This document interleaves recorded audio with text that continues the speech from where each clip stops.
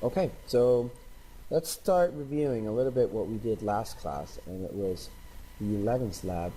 We had an activity where we created a card class, and we also created a deck class. In the card class, we created cards with a certain rank, suit, and value, and in the deck class, we created an array list of different cards, okay?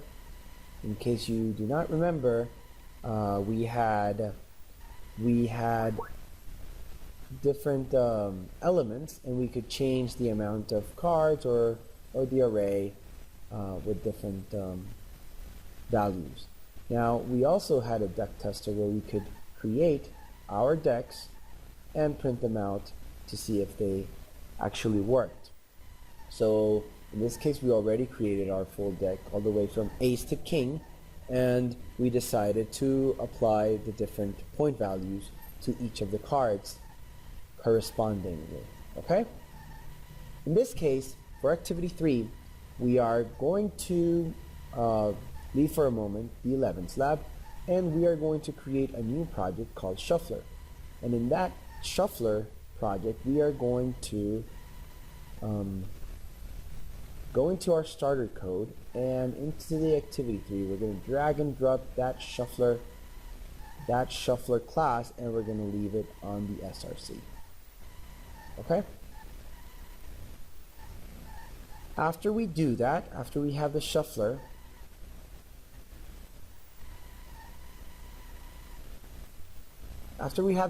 class, we're going to start understanding how it works. This shuffler class will also contain a static main method that will be able to run the different parameters that we want, okay? So we will have a shuffle count, and we will have a value count depending on the amount of things that we need, okay? And we're going to see that in a minute. So in activity 3, they talk about two different types of shuffles. The perfect shuffle, which is just getting half of the deck and interleaving each of the cards. The problem is that with a 52 card deck, 8 shuffles will return it to its original state, okay? So that wouldn't make any effect.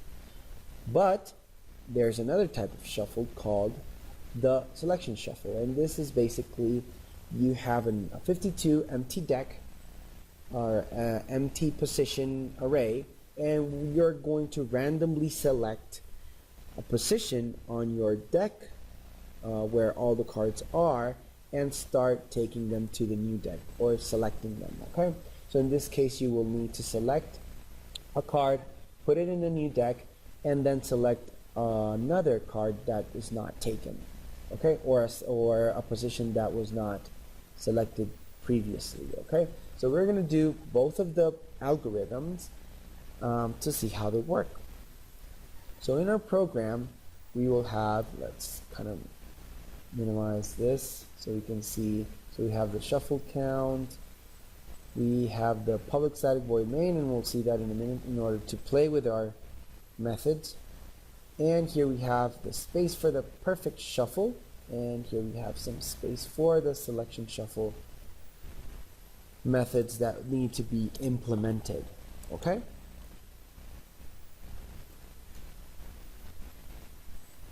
Okay, so basically for this activity, what we should do is let's create an empty space with the amount of values or the amount of cards that we need. So we're going to make an empty array. That's the first thing we're going to do.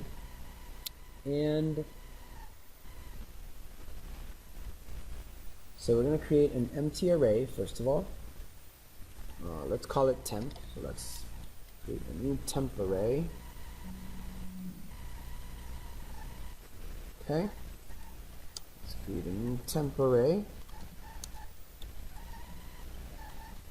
This temp array is going to be with the size of the values that we need.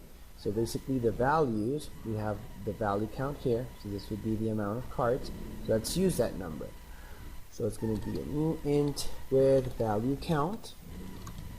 This is going to be the size, okay? The size of our new array. This is where I'm going to put all this shuffled cards, okay? So this is a very simple step. I just have a place where to put all the cards, but since they're interleaving, we're using odd positions and even positions. So what I'm going to do is that from the original deck, I'm going to put all the even positions. I'm going to get all the even positions and put them in the deck, and all the odd and put them in the other deck, okay? That way, if I put them all in the odd, like if I put half of the deck in the odd and the other half in the even, I am interleaving each of the cards. So now I'm going to find the half point. So I'm going to half of the deck.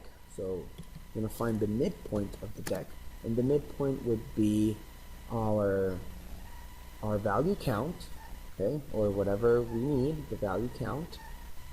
In our case, we have an array with all the values here, so I'm going to look for that values dot length. Okay, so this is the length of the array that I'm going to use. Okay, and I'm going to add 1 and divide it by 2. That way I can assure that I can get half of the elements on the array, not less than half. So let's imagine that the array has 5 elements. Okay, 5 elements plus 1, it's equal to 6, divided 2, it's equal to 3. So at position 3, I will get all the cards from 0 to position 3, and then all the cards from there to the end of the length. Okay, so I will be obtaining the midpoint of my array would be 3. And if I have an even number of cards, let's say I have 6, I can also get 3. So this is the way I can assure that I always get half of them. Okay, and I can interleave them. Okay. So this is the easiest way. So as I was saying, if you have an even number of cards, let's say 6 plus 1, 7, divided 2 would be an integer, which is 3. Okay, it would be 3.5, but it's actually 3. So in this case, I can know the midpoint of my cards, and I can always, that way it can work. Okay, so I know what the half of the cards are. So I'm going to create a loop that goes from 0 to less than the midpoint of my original deck. Okay, and this is okay, and I'm gonna put all those cards in the even positions of my temp array. Okay, so temp in that position, in position I. Okay, sorry. So before we do this, since we need to get all the elements from values from the original onto the even or odd positions of my array, I'm going to create another element unshuffled, and it's going to start in 0, so I can start adding the odd or even positions. So if I start in 0, I'm going to go 0, 2, 4, 6, 8, etc. So I'm going to put them on all the even. Okay, so temp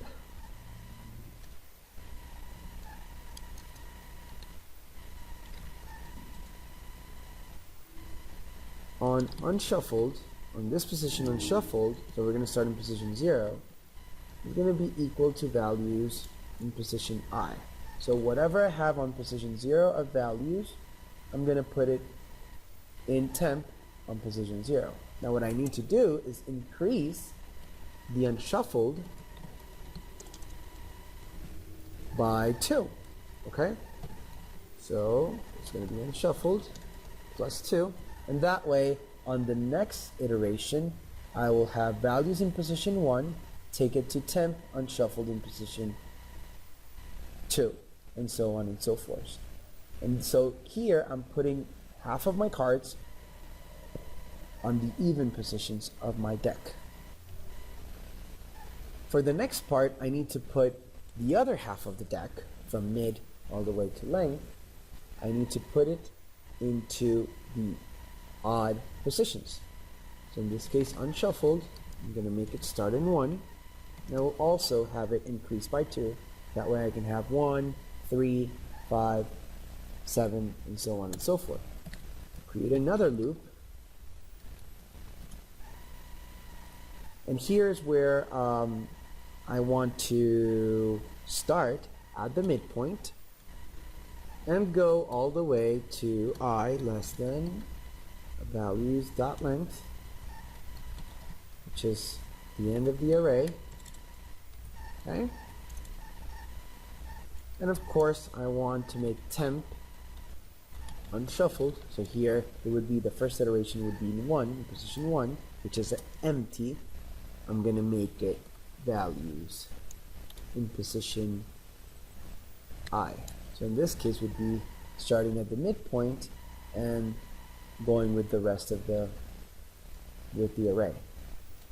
Of course, I need to unshuffled make it increase by 2. That way I can continue with position 3, 5, etc.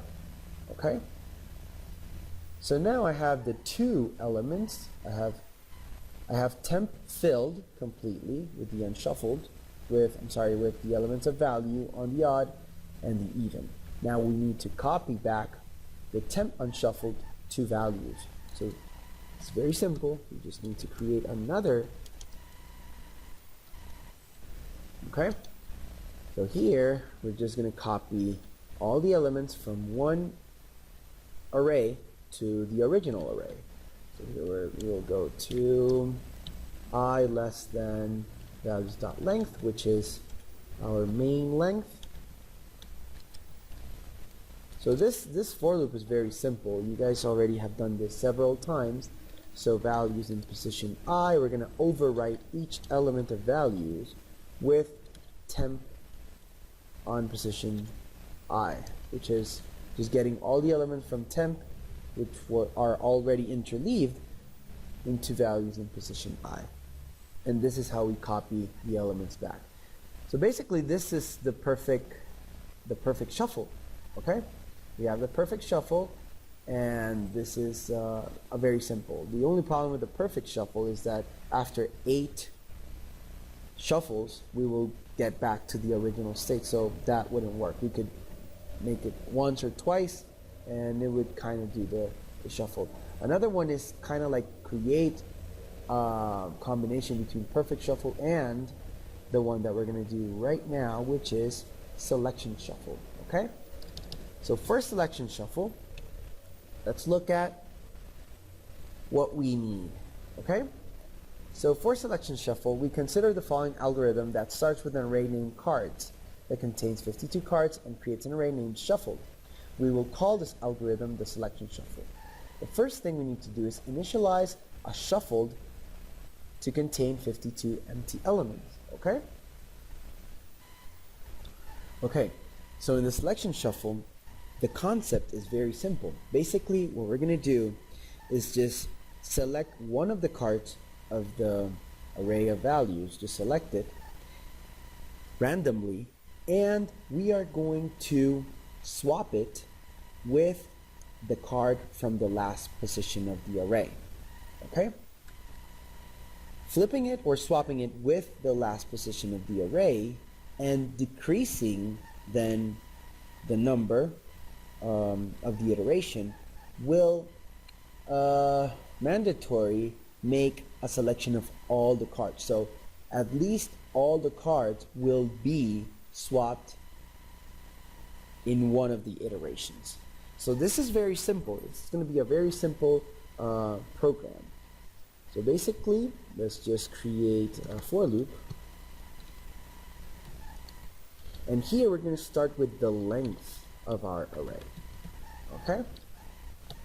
So we're going to start at this position, we're going to start at last position, and we're going to go all the way to I greater than 0. Okay?